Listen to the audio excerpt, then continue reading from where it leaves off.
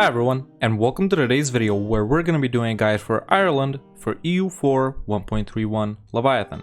If you enjoyed this video, don't hesitate to leave a like and subscribe, since only 20% of you are subscribed, and you can become a member today. So Ireland doesn't actually exist in 1444, but we do have 12 Irish miners on the island itself and one English province right here, Dublin. There are lots of choices, basically 12 choices when choosing your starting nation for forming Ireland, and all of them can be valid choices. Tyrone, for example, starts off with infantry combat ability plus 10% as a tradition. It's very good. Thomond over here starts off with CCR minus 10%. That's also very nice. Desmond is also pretty good with their plus 25% national manpower and garrison size. Of course, we're only taking into account the traditions and first one or two ideas because we will be forming Ireland and we will be getting different national ideas. But for this guide, I am going to be playing as the nation of Munster down here for the following reason. They start off with a level 3 fort in their province and they don't have to pay attention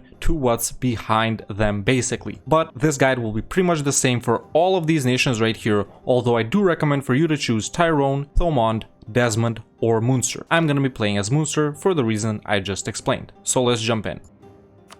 So here we are as Munster, and like I said, we do start off with a level 3 fort, which we are gonna turn off immediately because it does cost us money. Next, we're also gonna lower army maintenance, send our free merchant to collect in the English Channel, start improving relations with England with one of our diplomats, and start spying on Desmond with our other one. Next, we're gonna add some rivals, like Desmond and Thomond, whoever is available, pretty much. Then we're gonna go into our estates and some of the diet. You can pick whichever agenda is best for you. Then we're gonna give the clergy religious state and clerical advisory council. We're gonna give the nobility primacy of the nobility, increased levies, and aristocratic councillors. Then we're gonna turn on the encourage development state edict, well, in our only province, and dev up once in production. Then we're going to give the burghers land of commerce, patronage of the arts, commercial advisory board, and indebted to the burghers. Once we pay off indebted to the burghers, we might take private trade fleets. You probably won't be able to ally anyone right away, well, unless you get a diplo rep advisor, but you could check to join a trade league. In my case, I can join a trade league led by Lubeck. This is a pretty nice defensive sort of alliance right there. So I'm actually going to call this England guy back, join Lubeck's trade league, and then improve with England again.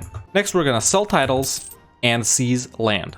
Now we're going to focus on mill, and we're going to hire one advisor, an admin advisor. Just take whichever one you want. I'll take this national unrest guy. We'll get more advisors later. And we're also going to build 2 more infantry regiments, delete this force right here, and build 1 more infantry regiment and give our ruler military command. He's not that good, and we'll get a general as soon as we have some spare military points, probably after we take Miltech 4. Now we're gonna send these 7 light ships to protect trade in the North Sea but call them home during war. Now it's time to wait for a spy network on Desmond to finish building. If you want, you can hire a spy network, improve relations, or diplo rep advisor. A spy network to get your spy networks done faster, obviously, and a diplo rep or improve relations in order for us to be able to get some sort of relation with England going if we can. And once our spy network on Desmond is finished constructing, we will be declaring on them immediately. Of course, they will have 1 to 2 allies somewhere in the British Isles. Very rarely they can ally England. After all, any of these nations can ally England, but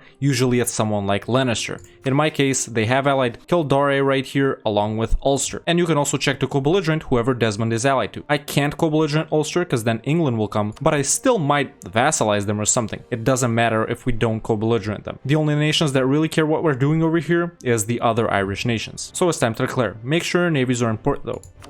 In the meantime, spy on someone else, like Leinster, Ormond, Thomond, or Clanricarde. And there we go, I've defeated the nations I'm fighting. I'm just gonna take all of Ulster's money, that's it. I want a pretty short truce. I would have annexed them if I co-belligerented them, of course, and I will be full annexing Desmond.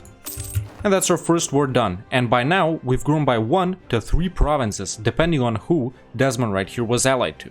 So you could have only Cork, or you could have 1 or 2 more provinces from any guys they were allied to. Now it's time to chill for like 2 or 3 months and fight whoever we made a claim on, one of these 4 nations right here. In my case, I'm gonna be declaring on Ormond right here. Let's see if we can co-belligerent this nation. Nope, that's too many nations to fight, so I'll just be white piecing this nation right here. Remember, our main advantage at this point is we have a level 3 fort. We can siege down anything before they siege down our fort. That's the main reason we started as Munster. If you're fighting multiple nations but only one of them has boats, like in my case, Ormond of course doesn't have any ships, you can hire an admiral and go fight some ships. It doesn't matter if we have 7 lights and 3 transports only. We're gonna build up our navy pretty soon. And in my case, I'm gonna be humiliating these guys because I didn't co-belligerent them, and I'm gonna take all their money. And of course, I'm gonna full annex Ormond. Now, once we have the entire area of Munster, or if you're playing with another nation, the entire area that you start out in, you will be able to unlock one of these missions right here, which will give you claims on basically whatever surrounds them, or maybe the entirety of Ireland too. So no need to build any more spy networks at this point, just improve with outraged countries and maybe with England as well. Now I'm going to be chilling for a few months and then declaring on another nation. Remember to keep building up to first limit. And a few months have passed, it's time for our next war. Basically, whoever is easiest at this point, I'm gonna be declaring on Thomond right here, co-belligerenting Tyrconnell, which is up here. I'm probably gonna vassalize them, and I'm probably just gonna take money from Leinster right here. Of course, I am gonna knock out Leinster first, since I'm probably not gonna be annexing them. Now that we've gotten Miltech 4, we can hire a general instead of our ruler. And I'll just white piece Leinster over here. Like I said, I want to fight them pretty soon, and I didn't co-belligerent them. And like I said, I will be annexing this nation and vassalizing these other guys. I will also take all their money. Now it's time to chill for a couple of months once again and declare on whoever is next and whoever we don't have a truce with. In my case, it's one of these 3 nations right here. Or if you vassalize someone, you can use their claims. Now it's time for our next war. Once again, whoever is easiest to fight, I will declare on Sligo right here since they're allied to Scotland, and Scotland won't actually join because they're at war with Ulster and England. There we go. And I'm also gonna declare on Kildare right here because they're allied to England and England won't join. So that's a pretty lucky situation. Keep an eye out for things like this. And I will be full annexing Sligo. And in the separate war, I'll be taking all of their money from these guys and full annexing these guys. About 10 years into the game, you should have a little more than half of Ireland. There's 13 provinces, so if you have about 6 or 7, you're good. Somewhere around this time, you may be strong enough to be able to ally or royal marry England. In my case, I did just royal marry them, but I'm not gonna ally them in case they call me into this war against Scotland, which they're losing by the way. You will probably be able to ally or royal marry them as well at this point. A few months have passed, it's time for another war. In my case, I'm gonna be declaring on Tyrone right here using my subject's claim. Once again, fight whoever is easiest to fight. And in this war, I'm gonna be giving Tyrone to my subject Tyrconnell, and I'm gonna be annexing this nation for myself, even though I didn't co-belligerent them. Now I can also fulfill another mission. And that's what I have claims on right now. For your tier 2 government reform, you should take strengthened noble privileges. Keep an eye out on war exhaustion from time to time. We're basically at constant wars, so you will want to bring it down from time to time. At this point, England sent me an alliance offer and I did accept it because I realized they weren't directly in a war with Scotland, but Scotland is actually fighting Ulster right here, who they declared on. Ulster was allied to England, so that's why they're in a war. And now I'm allied to England. You will probably be able to do the same during this time, like I said earlier. And now I'll be declaring on Offaly right here and co-belligerenting Leinster. A very weird situation has happened in my guide right here. If you take a look at Scotland and England, well, this is what they look like. So let me just explain. Scotland, like I said, declared war on Ulster. England were allied to Ulster, they defended them. Scotland even called in France into that war, and then Scotland took Ulster, Dublin, this province right here, and these 2 provinces right here from England too. Now, 99.9% this won't happen in your game. But the reason behind our alliance with England is because once we take over Ireland right here, we're gonna need a little help from England in taking care of Scotland. Sure, you can fight them by yourself, but it will be easier with England. And then the plan was, once we conquer Scotland and Ireland, we turn our back on England and fight them. But it's gonna be a little different in my case, so I'm gonna try and navigate around that for you guys. And now that I've fully sieged both of these nations, I will of course be fully annexing both of them. And by around the 1460s, you should have all of Ireland with the exception of provinces that England or Scotland own. So in the best case scenario, you will own all of it except Pale right here, or maybe Scotland have taken Ulster, or maybe England have vassalized one of the Irish minors. So you should have all of it with the exception of 1 to 3 provinces. In my case, it's these 2 right here. Now it's time to stabilize a bit after conquering all of those Irish minors and look for our next route of expansion. At this point, I can also take this mission.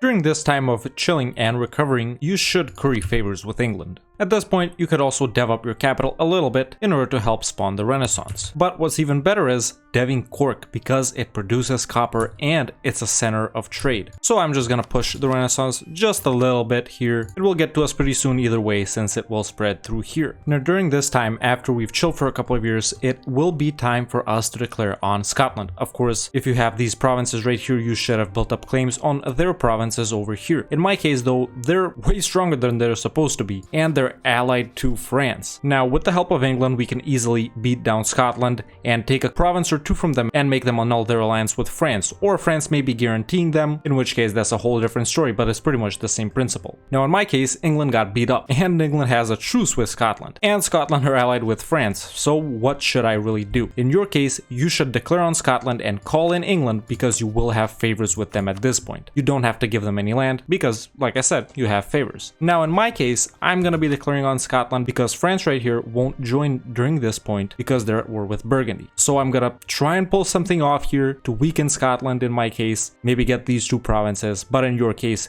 you should be pushing your way well onto the British Isle and taking Ayrshire or Dumfries right here.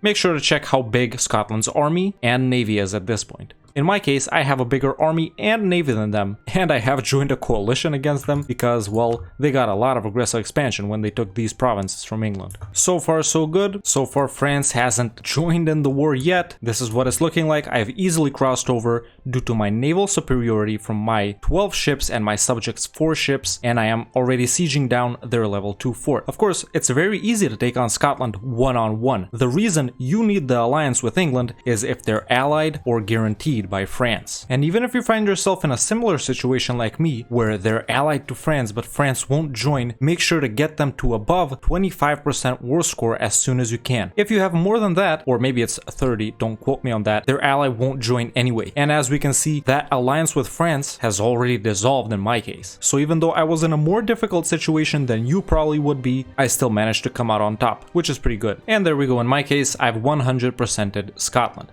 You will probably have done the same in your case. And in this first war against Scotland, the most important thing is for us to get a foothold on Great Britain itself. So in my case, I'll be taking these 2 provinces right here, along with these 3 right here. I won't be giving this back to England because I want England to be kind of weakish too, even though I'm allied to them. I will keep my alliance with England until my second war versus Scotland, after which I will dissolve it. I'm also going to take all their money. We need it to pay off loans because we do have a ton of loans at this point, and I'm going to get war reps as well. That's pretty much it. And that's how your first war with Scotland should look like. A couple of provinces in Britain. I also got these 2 right here. And in your case, your game should look pretty similar, except maybe England will still have Dublin. That's the only difference between your game and mine during this point. But once you do conquer all of Ireland except Dublin, you will be able to take the mission Unite the Clans, which does give us a claim on Dublin, and we get some prestige and legitimacy. And once you take Dublin itself, you will be able to unlock this mission Beyond the Pale, where you get some claims, well, in Britain, notably on these provinces right here. Now it's time to chill once again and recover a bit and pretty much start doing something else, because at this point we aren't fighting anyone, not Scotland, not England. For your first idea group, I do recommend taking economic ideas. This will help out our bad economy at the start, at least until we start conquering way more south in England, and it will help us construct buildings and give us some other nice bonuses as well. And that dev cost -20 is pretty sweet too. Even if you are going colonial as Ireland, or maybe you're planning to form a Great Britain after forming Ireland, that will be pretty cursed, but hey, who am I to judge? You should still not take exploration and expansion. I recommend taking them for your third and fourth idea groups. So that's why I think economic is best for number 1. At this point, we can also start focusing on admin. If we can, I'll be able to do it in 2 years. If you do have any subjects in Ireland, now is the time to annex them. And in my case, at this point, it's time to do the old switcheroo, where I'm gonna actually ally France. You should try and ally someone bigger at this point as well. We're preparing to dissolve our alliance with England. And at this point, once you've defeated Scotland once, and if you have another strong ally in Europe, such as France in my case, you can dissolve your alliance with England. If you don't have another strong ally in Europe, you need to wait for your second war against Scotland to dissolve your alliance with England. In my case, I'm gonna do it now.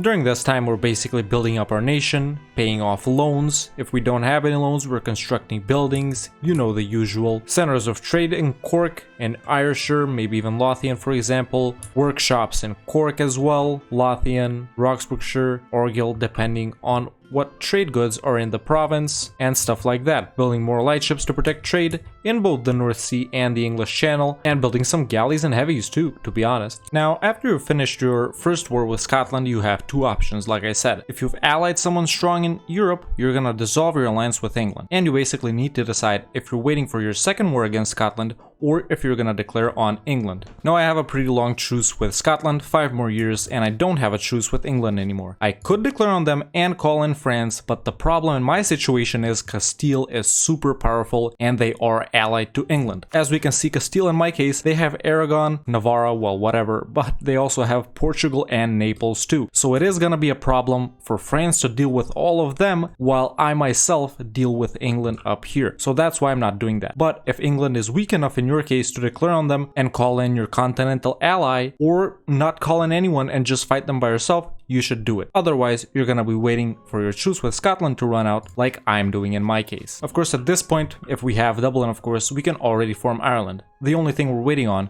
is Admin Tech 10. And once our truce with Scotland is up, we are gonna be declaring on them for our second war. You can use whichever one of your claims you want to.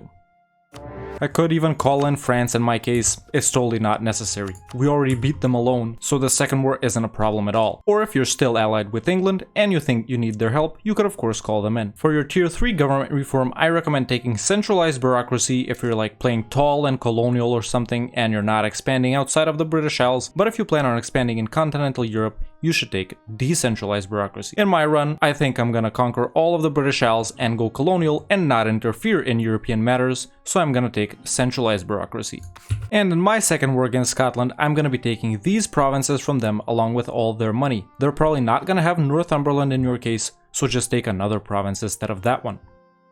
And that's our second war against Scotland done. You may have even full annexed them in your second war, depending on how big or small they were. Either way, now that I have this province right here, I am going to be releasing the nation of Northumberland. They have cores on these provinces right here, and it will help us conquer England way quicker. Of course, you are going to be doing the same if you fight the first war against England instead of the second war against Scotland, and by around the 1480s, your game should look a little something like this. Basically, we've conquered the entirety of Ireland, maybe with the exception of Dublin, so it's fine if you still don't have Dublin at this point. And we fought our first war against Scotland, and maybe our second war against Scotland, or our first war against England. And you should be looking a little something like this. If in your case you fought your first war against England, instead of like me, my second war against Scotland, you will have some provinces over here. Maybe you've taken Gwynedd and released Wales to use them for reconquest. Maybe you also have Northumberland to use them for reconquest as well, and you're well on your way to forming Ireland and establishing your dominance in the British Isles. And by this point, you're either the most powerful nation in the British Isles or the second most powerful, depending on your situation, right? You still might be allied to England, or if you found another ally in continental Europe, like France in my case, then you've broken your alliance with England. And now you need to fight, well, whoever is left out of England and Scotland and finish them off. Of course, after this, once you conquer the entirety of the British Isles, you will be moving your capital to London. This of course will move our main trade node to the English Channel, a way better trade node than the North Sea, and we're going to be routing all our trade into the English Channel from the North Sea, from Lubeck, Champagne, maybe even the Rhineland, Bordeaux, depending on what your goals for conquest are. For example, in my case, I'm going to be conquering the entirety of the British Isles and the rest of the English Channel trade node in mainland Europe and playing a sort of tall game with colonial expansion. And if you look like me, you're going to continue to push into England. I'm not fighting England because, like I said, they have a really strong Castile as their ally, so I'm gonna try and get a little more powerful before I fight them. Maybe find another ally in Europe too. In your case, they're probably gonna be allied to only Portugal at this point still, like they start out with, so it shouldn't be a problem fighting them at all. And you probably won't have that Scotland situation where they beat up England and they became very powerful like in my game too. By this point, you still may have some loans. I have a couple of loans right here, but it's not a problem. We're in the positive, we're making money, and we're gonna be making even more because we're gonna be building a ton of buildings such as marketplaces in all the center of trade and estuary provinces. You can see them right here, these ones. There's a bunch of them in the North Sea and English Channel trade node. You will be building workshops in all the high value trade good provinces such as copper, for example, iron, cloth, salt, and provinces like that. And of course, you will be building manufactories in those same provinces. Build some churches too, why not? If they offer above 0.1 ducats, that's when I like to build them personally. If you're doing a little roleplay game, you can use some of these buildings that no one uses, such as the coastal defense buildings and naval batteries, to prevent countries from landing even more. Why not if you're doing a little roleplay? I have built up my army almost up to force limit, and I will be building up my navy as well. You should have light ships protecting trade nodes, around 10 to 20 during this time in the North Sea and in the English Channel respectively, and make sure to build up some heavies too. Don't focus on galleys too much. Sure, they are a little more effective on the coastline, but they aren't really needed. For your next government reforms, I recommend taking meritocratic recruitment for tier 4, general estates if you're playing tallish, and royal decree if you're playing blobbish for tier 5. For tier 6, you should take l'état c'est moi, and for tier 7, you should take political absolutism. For your next idea group, I recommend taking quality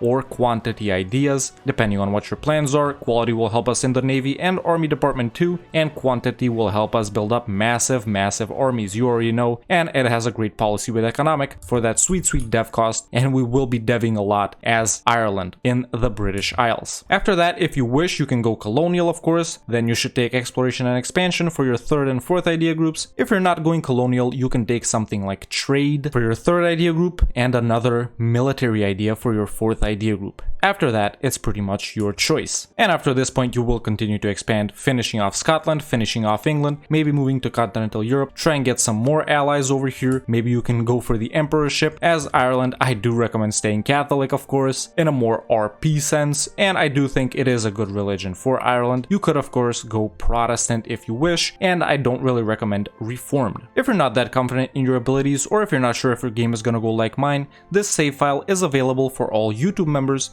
in the Save Games Discord channel. Let me know in the comments below what's the next nation that I should do a guide on. If you enjoyed this video, don't hesitate to leave a like and subscribe, since only 20% of you are subscribed, and you can become a member today. And join the Discord. The link is in the description. Thank you so much for watching, and I'll see you next time with another EU4 video.